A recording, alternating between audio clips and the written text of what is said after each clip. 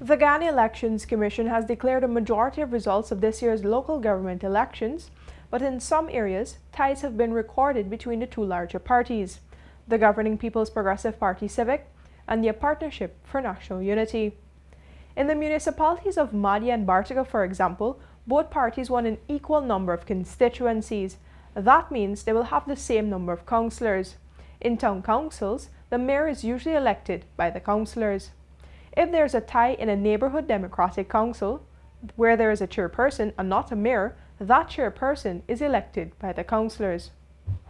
So what happens when there are those ties? First, the electoral systems used must be understood. Let's use the example of Madia. Here, candidates for the two parties won 2 constituencies each, and as such will both get 4 council seats. Elections for the constituency seats use the first past the post system. There is also a proportional representation portion of the elections to elect councillors. In the proportional representation portion, commonly called the popular vote, UPNO's 327 votes were lower than the PPP's 330 votes in Madia.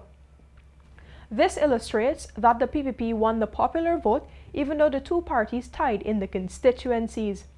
And the PPP's General Secretary Dr. Bart Jagyo believes that winning this popular vote means that the PPP will get the mayorship of Madia. Does the law agree? In short, the answer is yes. Based on the 2018 amendments to the Local Authorities Elections Act, the councillors will engage in up to 3 rounds of voting to determine the chairperson or mayor. Here, the councillor with the highest number of votes would be elected chairperson or mayor. If after 3 rounds no single candidate gets a greater number of votes, the clerk is required to record the disposition of each councillor present and voting. Having done so, the law says in simple terms, the clerk calculates the number of votes each PR candidate turned councillor got at the local government elections.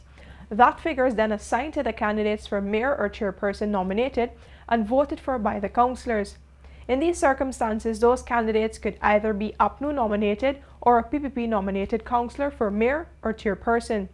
And the candidate with the highest number of votes will be elected the chairperson or mayor, meaning the party with the popular vote, that is, the higher number of votes in the proportional representation portion, gets the chairmanship or the mayorship.